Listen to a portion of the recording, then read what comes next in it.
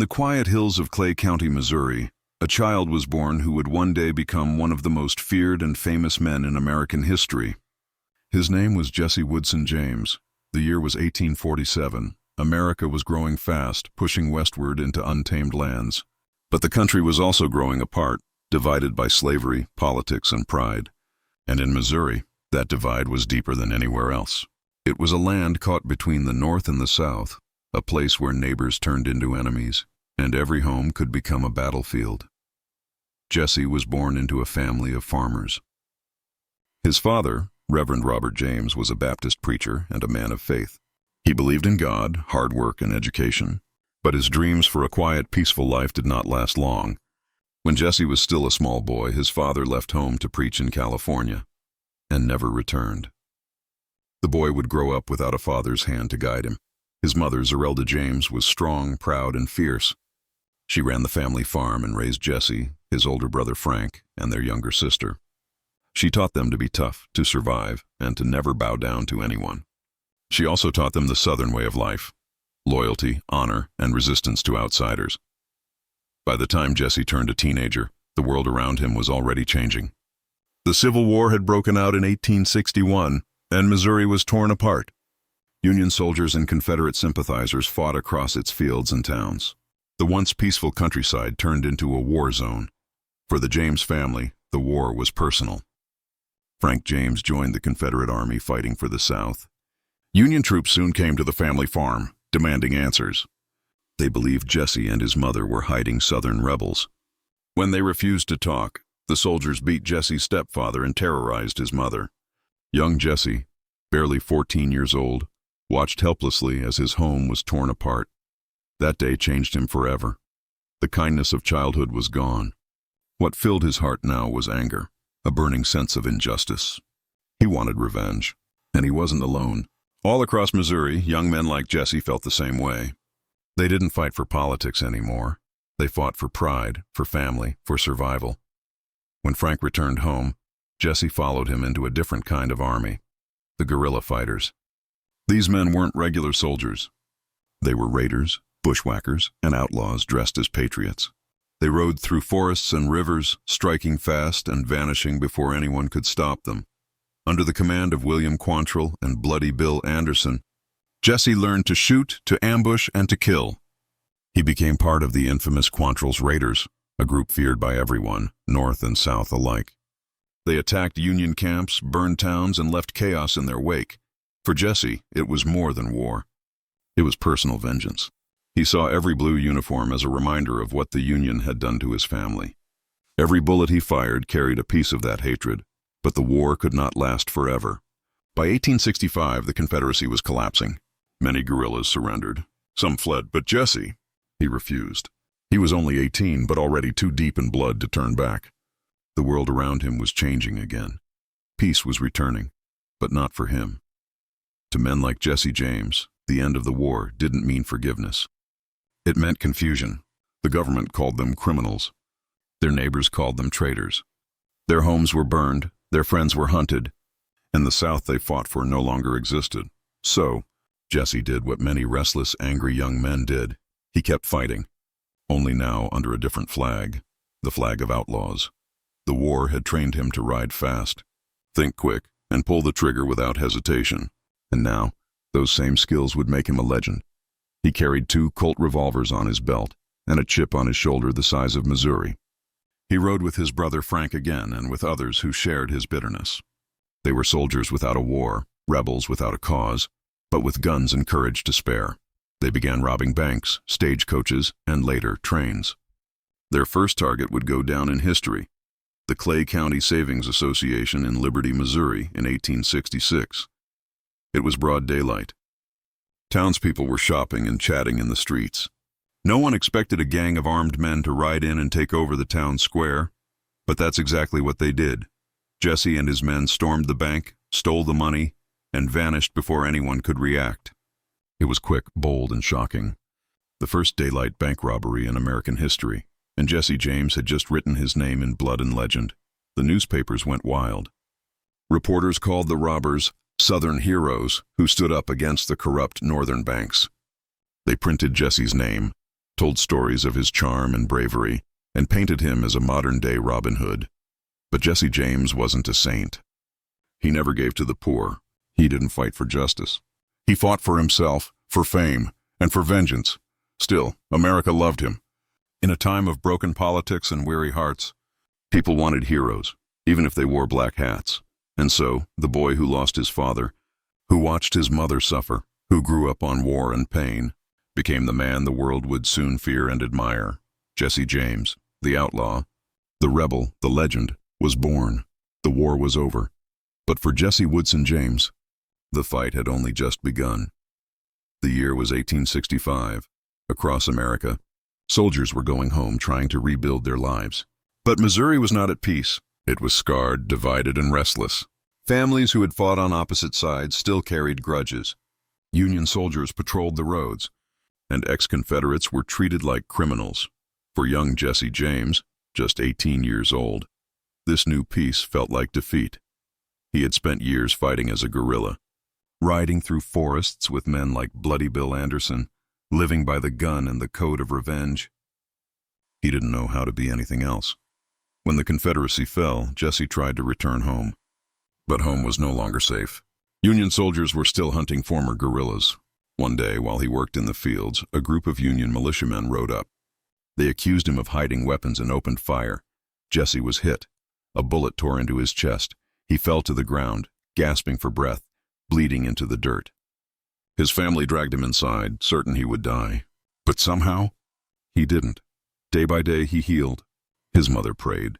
His brother Frank, who had survived the war, returned to help him recover. And as Jesse lay in bed, staring at the ceiling, something hardened inside him. He wasn't just angry anymore. He was determined. If the law saw him as an enemy, he would become one. If peace had no place for him, he would make his own kind of justice. In the spring of 1866, Jesse James picked up his guns again. But this time, it wasn't for a country or a cause. It was for himself. He joined a group of former guerrillas led by Archie Clement, a ruthless fighter who refused to surrender after the war. Clement and his men believed the new government was corrupt, that northern banks were robbing southerners through taxes and debt.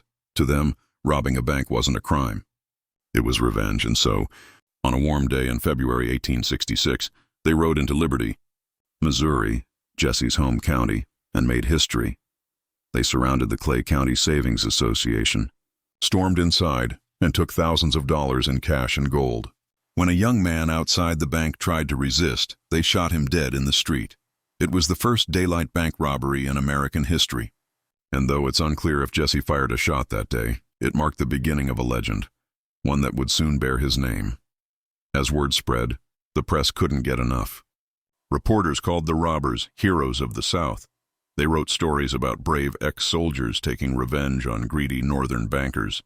And then they discovered Jesse James. He was young, handsome, and spoke like a gentleman. He wrote letters to newspapers defending his actions, claiming he had been wronged by the government. In one letter, he called himself a victim of injustice. It was genius. Jesse didn't just steal money. He stole public sympathy. He knew that in post-war America, people were tired of politics and power. They wanted stories of courage, rebellion, and independence. And Jesse James gave them exactly that. He became a symbol of defiance, the face of a South that refused to kneel. But behind the headlines, the truth was darker. The men he rode with were killers, not heroes.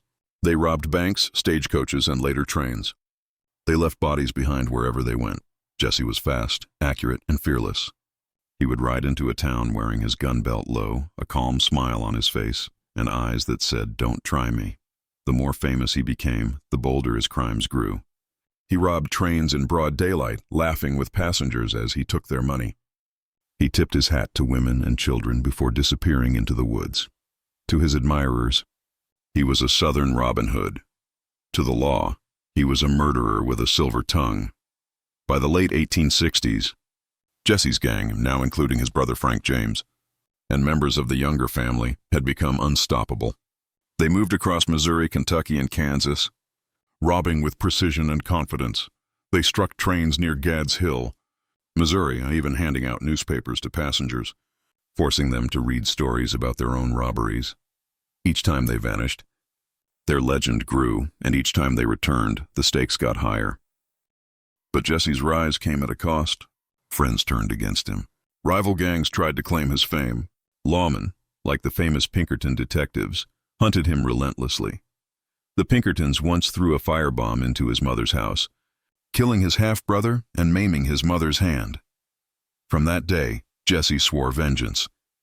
There was no turning back. Every robbery, every gunfight, every escape was now personal. By now, Jesse James wasn't just a criminal. He was a celebrity. His name was in every newspaper. His face whispered about in saloons. His legend growing with every gunshot. He had become everything the war had made him. Proud, fearless, broken, and unstoppable. But deep down, Jesse was still that boy from Clay County. The boy who watched his mother suffer. Who lost his father, who saw his home burn. He thought crime would give him peace.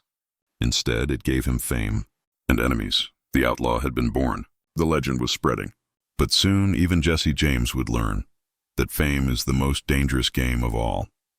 The year was 1868. The war had been over for 3 years. But for Jesse James, peace still felt like a lie. He had survived the battlefield, the raids and the bullets. But now he faced something new at fame. Across Missouri and the Midwest, newspapers printed his name like a headline hero. They called him the Robin Hood of the West. But behind the printed ink and romantic tales, Jesse James was still a hunted man. And he was building something much bigger than a legend. He was building a gang. At the heart of this group were 2 families, the James brothers and the younger brothers, Frank and Jesse James, Cole, Jim, John, and Bob Younger. They shared the same past, sons of the South, former Confederate fighters, men who refused to surrender. Together they formed what would soon be known as the James Younger Gang, a name that would echo through history and strike fear across the Midwest. Their bond was strong. They trusted no one but each other. They lived by loyalty, brotherhood, and the barrel of a gun. Their first big job came in 1869, when Jesse and Frank robbed the Daviess County Savings Bank in Gallatin, Missouri.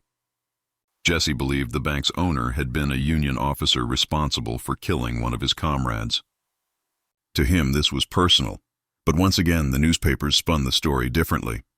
They called it another act of rebellion, another strike against corrupt northern bankers. To the public, Jesse James became a hero. To the law, he became enemy number 1. Over the next few years, the James Younger Gang turned robbery into an art form. Banks, stagecoaches, trains, nothing was safe. They planned every move with precision. They knew the train schedules, the bank routines, even the escape routes through the woods. They rode into towns wearing clean clothes and calm smiles, pretending to be travelers or traders. But beneath their coats were Colt revolvers, ready to strike. One moment, a quiet street. The next, chaos, gunshots, shouting, and smoke rising in the sun. They never stayed in one place for long. After each robbery, they split the loot and vanished, disappearing into the hills of Missouri or the forests of Kentucky. No one could catch them. No one even knew where to start, and with every robbery, Jesse's legend grew. The press couldn't resist him, the handsome outlaw, polite to ladies, fearless under fire, loyal to his men. He even wrote letters to newspapers defending his reputation, claiming he only fought injustice. One letter read, "We are not thieves. We are hunted soldiers. The war never ended for us. It was powerful. It was dangerous. And it worked. People started rooting for him. Farmers, poor Southerners, and even young boys began to see Jesse James not as a criminal, but as a man standing up to the powerful." In 1873, the gang struck again, this time on a moving train near Adair, Iowa. It was a daring move, something almost no one had tried before. As the train slowed down a hill, Jesse's men loosened the track. When the locomotive hit the gap, it jumped the rails and crashed. Masked riders appeared out of the darkness, guns drawn. Shouting orders, they robbed the passengers, took the money, and disappeared into the night. It was America's first great train robbery, and it made Jesse James a national name. But with fame came danger. The Pinkerton Detective Agency, the most feared investigators in America, was hired to bring Jesse and his gang down. They were professional, relentless, and ruthless. In 1875, the Pinkertons attacked Jesse's family home, throwing a firebomb through the window. It exploded, killing Jesse's young half-brother and shattering his mother's arm. That night, something inside Jesse James broke. He swore revenge, not just on the Pinkertons, but on the world that made him an outlaw. From then on, his crimes grew bolder and bloodier. He no longer cared about public image. Every robbery was personal. Every gunfight was survival. But even as his soul darkened, his myth continued to shine. Ballads were written about him. Children sang songs that began, "Jesse James was a lad that killed many a man." He became larger than life, part real, part legend. The James Younger gang now ruled the frontier. They were rich, dangerous, and untouchable. But deep within the gang, cracks were starting to form. Some men wanted to quit. Others grew jealous of Jesse's fame, and the law was closing in, step by step. For Jesse, the dream of freedom was beginning to twist into a nightmare. Every victory drew more attention.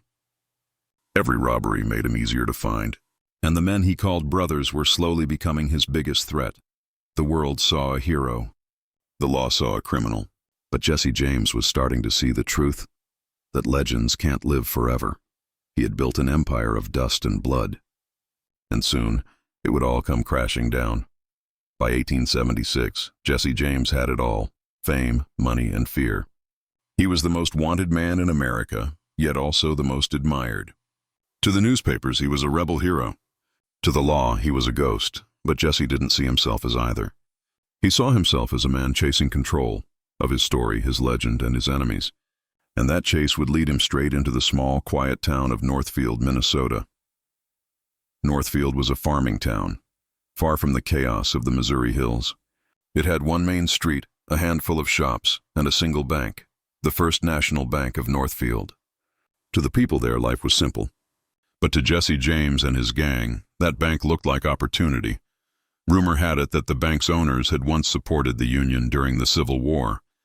To Jesse, that made it personal, another act of revenge disguised as a robbery. He gathered his men, his brother Frank James, the younger brothers, Cole, Jim, and Bob, and several others. 8 men in total. 8 men riding north toward a disaster none of them would ever forget. On September 7th, 1876, the gang rode into Northfield just after noon. The sun was shining. Children were playing. It was the kind of peaceful day that made people forget danger existed. The gang split into groups. 3 men dismounted and walked into the First National Bank. Jesse and Frank stayed outside watching the street. Inside the bank, the robbers demanded the vault be opened. But the bank's cashier, Joseph Lee Haywood, refused. He knew who they were, and he knew what was at stake. When one of the robbers pressed a gun to his head, Haywood stood firm. He said the vault was on a time lock and couldn't be opened. It was a lie, but a brave one. Outside, townspeople began to notice what was happening. Someone shouted, "They're robbing the bank!" And in that moment, Northfield changed forever. Farmers, shopkeepers, and even teenagers ran for their guns. They hid behind barrels, wagons, and doors, and opened fire on Jesse's men. Bullets tore through the street. One robber fell instantly. Another's horse reared and bolted. Inside, the robbers panicked. They shot Haywood, the brave cashier who had refused to open the vault. Then they ran, carrying nothing but fear and chaos. The town of Northfield had fought back, and won. The gang fled the town, leaving 2 men dead in the streets. But the worst was yet to come. As they rode south, the citizens of Minnesota rose up behind them. Hundreds of men formed posses, tracking the gang day and night through forests and fields. It was one of the largest manhunts in American history. The gang tried to hide, but they were wounded, hungry, and exhausted. They split up, hoping to confuse their pursuers. For the first time, Jesse James, the man who had escaped every trap, was running scared. After 2 weeks on the run, the younger brothers were cornered in a swamp near Madelia, Minnesota. Surrounded and bleeding, they fought back fiercely, but they couldn't win. Cole Younger was shot multiple times before finally surrendering. Jim and Bob were captured beside him, barely alive. The James brothers, Jesse and Frank, somehow slipped away, disappearing into the wilderness. They were the only 2 who escaped. The Northfield raid had been a disaster, the worst mistake of Jesse James's life. For years, Jesse had been untouchable. Now, his gang was shattered, his friends imprisoned, and his name stained with blood. The newspapers that once called him a hero now called him a killer. The myth of the Southern Robin Hood had cracked open, and what lay inside was something darker. Still, Jesse refused to stop. He told himself he could rebuild. He believed the legend was stronger than the truth, but the Northfield raid had changed him. He was no longer the daring young outlaw who robbed banks for revenge. He had become a fugitive haunted by ghosts, the faces of the men who died following him, and the townspeople who refused to bow. For months, Jesse and Frank hid in the shadows. They changed names, changed towns, and lived as farmers under false identities. But deep inside, Jesse couldn't let go of the gun. He couldn't live a normal life. He had tasted power, fame, and danger, and now peace felt like a prison. The world was changing fast. Railroads stretched across the land. Telegraph wires carried news in minutes. The frontier that made men like Jesse James was slowly disappearing, and so was he. The Northfield Disaster wasn't just the end of the James Younger gang. It was the end of the Wild West dream, the idea that one man could stand alone against the world. Jesse James rode away from Minnesota with blood on his hands and a legend that would never wash off. He had defied the law, fought the system, and lived by his own rules. But for the first time, the outlaw, who once seemed unstoppable, had met something he couldn't outrun: his own destiny. After the disaster at Northfield, Jesse James was no longer a man leading a gang. He was a man running from ghosts. The old crew was gone. Cole, Jim, and Bob Younger were in prison. The rest were dead. Only Jesse and his brother Frank James had escaped the blood and bullets of Minnesota. They disappeared into the countryside, two tired riders hiding behind false names and fading dreams. But legends never stay hidden for long. For a while, Jesse tried to live a normal life. He moved from place to place pretending to be an honest man. Sometimes he was a farmer, sometimes a horse trader. He even changed his name to Thomas Howard. He married Zerelda Mims, his first cousin, a woman who had waited years for him through war and crime. They had children.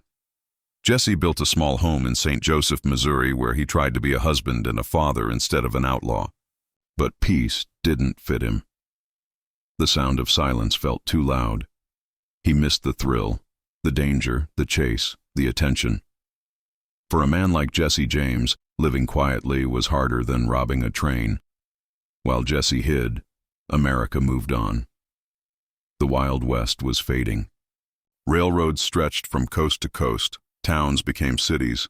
The frontier was closing, but people still hungered for stories. Stories of brave outlaws, fearless riders, men who defied the law. And Jesse James had given them exactly that. Even as he vanished, his legend grew stronger. Dime novel writers and newspaper editors couldn't resist. They printed stories of his robberies, his escapes, his supposed kindness to widows and the poor.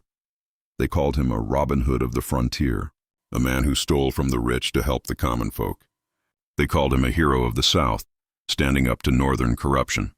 They called him a gentleman bandit, polite to women and deadly to men. It didn't matter that most of it wasn't true. What mattered was that the story sold. In smoky saloons and busy train stations, travelers would read about Jesse James like he was a folk hero. Children sang songs about him. Men told tales of how he outsmarted the law. He had become more myth than man. But Jesse knew the truth. He was no hero. He was tired, paranoid, and always looking over his shoulder. Every stranger looked like a bounty hunter. Every shadow looked like a gun. Still, the stories kept him alive, at least in the hearts of those who wanted to believe in something rebellious. America was changing fast, becoming industrial, modern, and hard. People missed the old world of adventure, where courage and defiance still mattered. And Jesse James was their symbol. He was the man who refused to be controlled, the last rebel of a dying age. But that image came with a price. Every new story about Jesse in the papers made him a target. The Pinkerton detectives hadn't forgotten. The law still hunted him, and worse, his own reputation was beginning to attract new men. Eager young outlaws who wanted to ride beside the famous Jesse James. They didn't understand what it meant to live that life. They only saw the glory, not the grief. By the early 1880s, Jesse was forming new gangs, desperate, reckless men who lacked the discipline of his old crew. They robbed small-town banks and stores. They fought among themselves. They argued about money, loyalty, and who deserved credit. The hero image that had protected Jesse for so long was now becoming a curse. It attracted the wrong people, men who wanted fame, not loyalty. And deep down, Jesse could feel it. The world was changing, and he didn't belong in it anymore. Still, he couldn't stop. He needed the legend to survive. He needed people to remember the name Jesse James. When he walked into a room, people whispered. When he rode through a town, they pointed. Some admired him, others feared him, but everyone knew him. That was the power he couldn't give up, even as it slowly destroyed him. At home, his wife saw the change. Jesse grew more paranoid, always checking the windows, hiding his guns under the bed. He trusted no one except his brother Frank. And even that bond was beginning to break. Frank was tired of running. He wanted peace. But Jesse couldn't stop chasing a life that was already slipping away. He told himself he was still fighting for honor, for the South, for revenge. But the truth was simpler. He was fighting to keep his name alive. By now, Jesse James was a legend trapped in his own story. The newspapers had turned him into a hero. The law had turned him into a villain. And somewhere between those two lies, the real man had vanished. He had become the myth America wanted, and lost himself in the process. The boy who had grown up on a farm in Missouri, the soldier who fought for revenge, the outlaw who robbed trains and cheated death, was now a husband and father, sitting in a small house, haunted by the ghost of his own fame. And as he stared out the window at the quiet Missouri sky, Jesse James must have known that a man can't outrun his legend forever. Because every story, even the ones written in blood, eventually comes to an end. By the early 1880s, Jesse Woodson James was living two lives. To the world, he was a legend, the brave outlaw who had cheated death and defied the law. But behind closed doors, he was just a tired man, older, restless, and trapped inside the story he had created. He wasn't the sharp young gunslinger anymore. His hair was thinning, his body aching. Years of running had left him scarred, inside and out. And for the first time, Jesse James began to feel something he had never known before: fear. The Northfield disaster had changed everything. His gang was gone.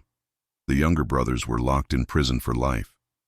Frank James wanted out, tired of blood, tired of hiding, tired of being hunted. But Jesse couldn't let go. The thrill of danger was all he had left. He needed the rush, the sound of galloping horses, the smell of gunpowder, the feeling of being somebody again. And so he began to rebuild, a new gang, made up of men who admired him, feared him, and wanted to share his fame. They were younger, less disciplined, and far more dangerous. To them, Jesse James wasn't just a leader. He was a living myth.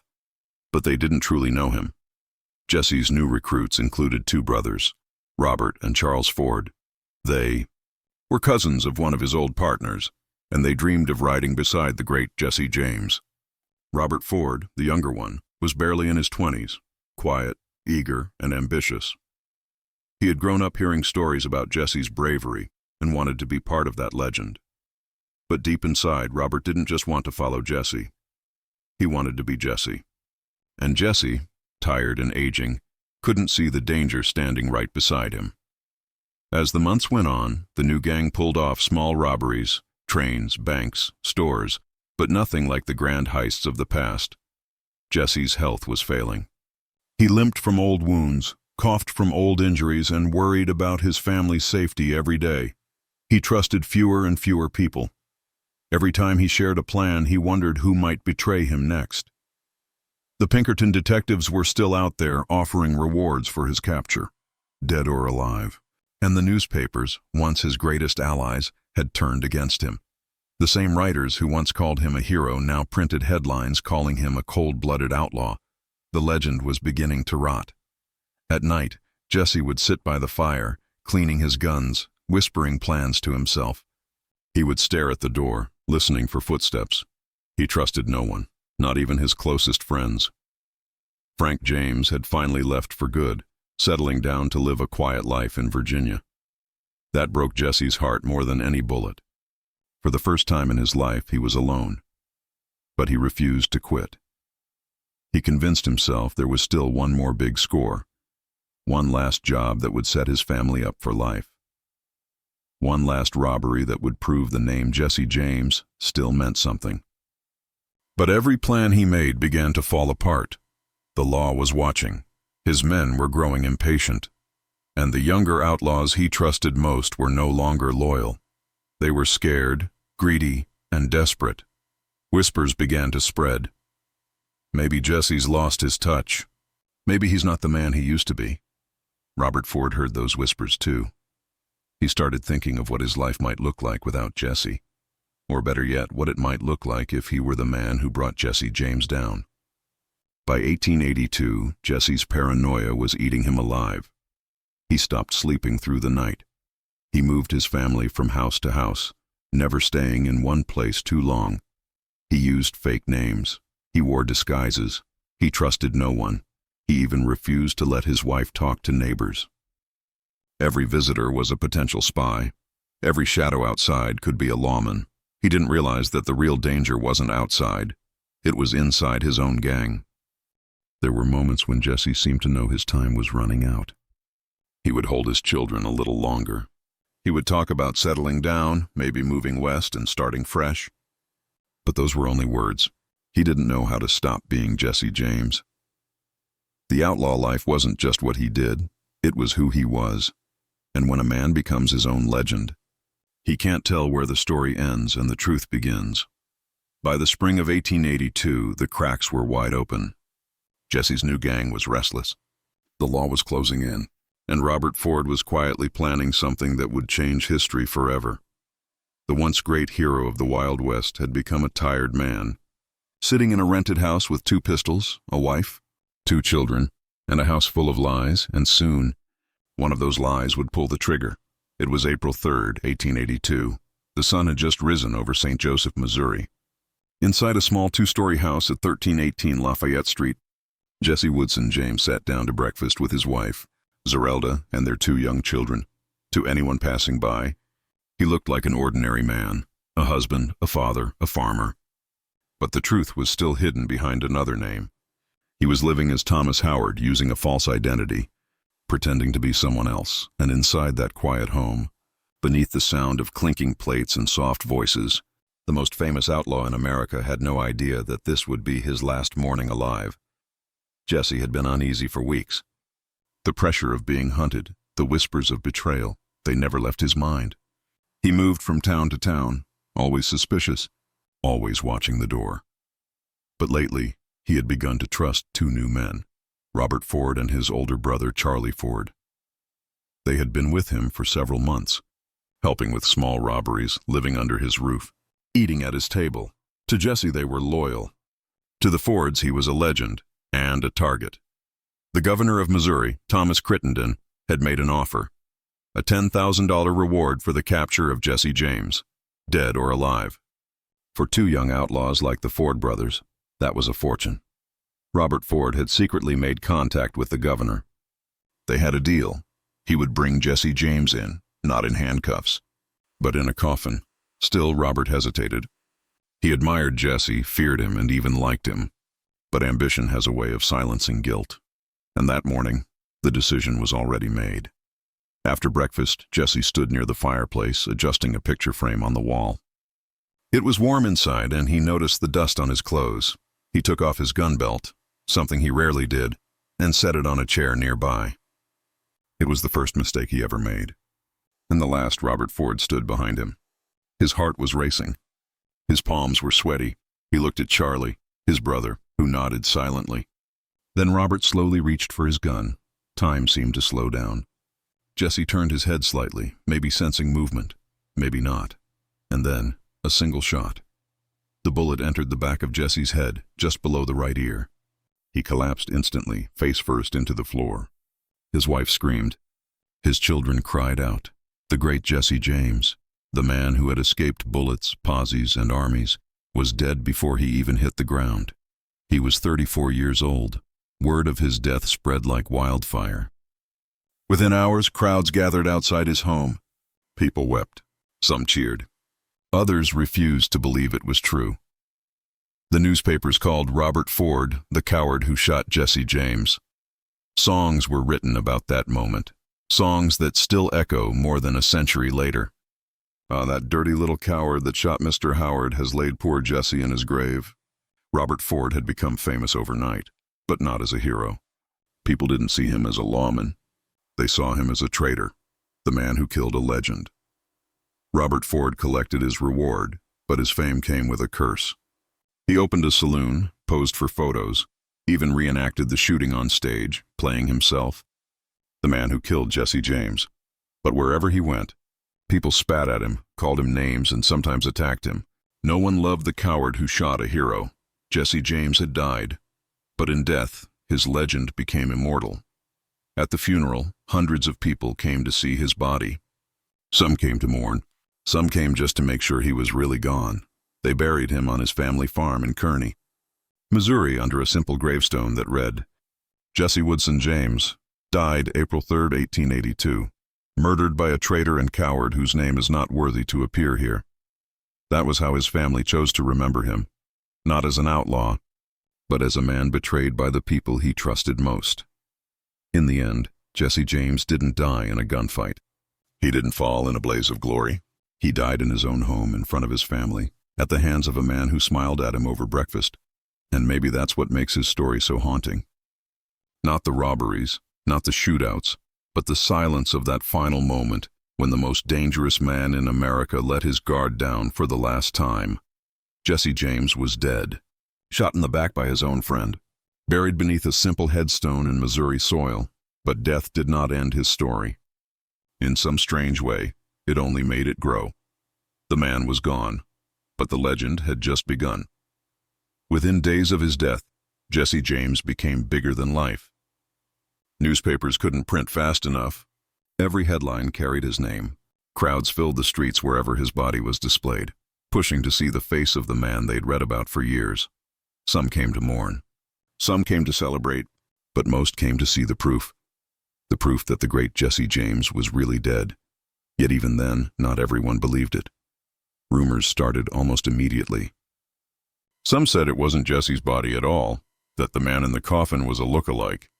Others claimed Jesse had faked his death, traded his name for freedom, and ridden off into the sunset under another identity. In small towns across the South, people swore they'd seen him, riding through the hills, working in saloons, hiding under new names. To many, the idea that Jesse James could die at the hands of a coward just didn't fit. The hero they'd built in their minds was too clever, too strong, too invincible. He couldn't die that way. He must have escaped, and so the myth of Jesse James Lives was born. Writers and storytellers turned his life into legend. Dime novels filled with wild exaggerations painted him as a fearless outlaw who fought for justice, not greed. They said he robbed trains without hurting anyone, gave money to poor farmers, and always outsmarted the law. Of course, none of that was true. Jesse never gave money to the poor. He never spared lives out of mercy. He was ruthless, driven, and dangerous, but the people didn't want the truth. They wanted a hero. And so the truth faded, while the legend grew brighter. By the turn of the century, Jesse James had become an American icon. His story was told in songs, poems, and plays. Every town claimed to know someone who once rode with him. Children grew up hearing bedtime tales about the outlaw who never gave up, who fought for the little guy, who lived free and died brave, even the man who killed him. Robert Ford couldn't escape the legend. He toured the country performing stage reenactments of the killing, but no one admired him. Audiences booed him. People threw things at him. They hated him for killing the legend they loved. Ford spent the rest of his life trying to explain himself, but no one cared. He was forever branded the coward who shot Jesse James. And then, as the years passed, strange things began to happen. Men started showing up across the Midwest, claiming to be Jesse James. Some were old. Some were drifters. Each told a story, how they'd escaped, how they'd hidden for years. how the government had lied. The most famous of them was a man named J. Frank Dalton, who, in the 1940s, claimed to be the real Jesse James, alive and well at nearly 100 years old. He even had scars in the same places Jesse once had. And he told stories so detailed that people wanted to believe him. Historians dismissed it, but the legend was too powerful to die with logic. Even today, some people still whisper that Jesse James survived, that the man buried in Kearney, Missouri, wasn't him at all. Whether true or not, one thing is certain: Jesse James never really left America's heart. He became more than a man. He became a symbol of rebellion, of freedom, of the human hunger to defy rules and live by your own law. Every generation found something new in his story. To some, he was a villain. To others, a hero. To most, he was both. Because Jesse James wasn't just a name in history. He was a mirror reflecting everything Americans wanted to believe about themselves. Courage, independence, defiance, even if it came at the price of blood. More than a century has passed since that quiet morning in Missouri, but the legend of Jesse James still rides on. In movies, books, and songs, he remains forever young, the outlaw who challenged the world and refused to be forgotten. He didn't live a long life. He didn't die an honorable death, but he achieved something far rarer: immortality. Because when a man's story becomes a myth, death no longer matters. And Jesse James, the boy from Clay County, became the immortal outlaw, forever riding through the dust and memory of the American West. More than a century after his death, Jesse Woodson James still rides through America's imagination. The outlaw who lived fast and died young became something far greater than a man. He became a legend that defined a nation. In the years following his death, Jesse James transformed from a hunted criminal into a cultural icon. Books, plays, and songs turned him into a character, the rebel with a cause, the man who fought injustice, the hero who stood alone. By the early 1900s, his story was already being retold on stage and in the earliest forms of cinema. Actors played him not as a murderer, but as a misunderstood outlaw, charming, brave, and fiercely loyal. Audiences loved it. They didn't want the truth of the robberies or the bloodshed. They wanted the romance of rebellion, the courage to stand up against power even when it was wrong. And that is what Jesse James came to represent. Not crime, not chaos, but the spirit of defiance. In the 1930s and 1940s, Hollywood discovered him again. Movies like Jesse James, 1939, starring Tyrone Power and Henry Fonda, painted him as a tragic hero. A man pushed into crime by corrupt bankers and ruthless lawmen. The real Jesse James might have been long gone, but on the silver screen he was reborn, handsome, noble, brave, and doomed. Each film made the legend stronger. Each retelling blurred the line between truth and myth, and soon Jesse James became not just a man from history, but a symbol of something bigger: the American dream gone rogue. Then came the music. Folk singers and country artists turned his story into song. The famous ballad, The Ballad of Jesse James, was sung by everyone from Woody Guthrie to Bruce Springsteen. It told of a brave outlaw betrayed by a coward, a story that never stopped touching hearts. Jesse James was a lad that killed many a man. He robbed the Glendale train. And that dirty little coward that shot Mr. Howard has laid poor Jesse in his grave. People sang it in bars, at campfires, in homes, turning his story into music, melody, and memory. Even in death, Jesse James refused to fade away. By the time America entered the 20th century, Jesse James had become a blueprint for the modern anti-hero. Every rebel character that followed, in movies, books, or music, carried a piece of his spirit. From Western gunslingers to gangsters, rock stars to outlaws of modern times, they all followed the same path Jesse carved: defy the system. Live free, die young. He was the shadow behind the heroes of Hollywood, the whisper behind every bad boy with a heart of gold. Even in the modern age, where the Wild West has turned into highways and skyscrapers, his story still feels alive. Because it isn't just about guns and robbery, it's about freedom. Over the decades, movies kept coming, each one reimagining Jesse James in a new way. Some showed him as a tragic hero. Others painted him as a cold killer. From The True Story of Jesse James in 1957 to The assassination of Jesse James by the coward Robert Ford in 2007. Each version showed a different side, but the fascination never died. In that last film, Brad Pitt portrayed Jesse not as a legend, but as a man, lonely, paranoid, haunted by fame. And perhaps, for the first time, the world saw the truth behind the myth. A man trapped in the story he couldn't escape. That's what makes Jesse James so timeless. He wasn't perfect. He wasn't noble, but he was real. Flawed, bold, and unforgettable. He represents something deep in the human heart. The desire to live by your own rules, even if the world calls you wrong. That's why his name still lingers in our language. That's why his story still sells, still sings, still moves people. Because Jesse James wasn't just an outlaw.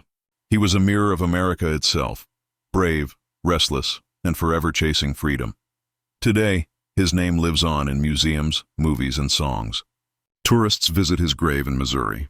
Collectors hold on to the guns and photos that once belonged to him. Writers still debate who he really was, a villain or a hero, or something in between. But one truth stands clear. Jesse James never truly died.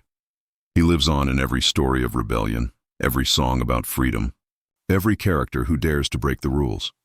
Because when a man's story becomes a legend, and that legend becomes a symbol, he stops belonging to history and starts belonging to everyone. More than a century has passed since Jesse Woodson James fell to the floor of his Missouri home.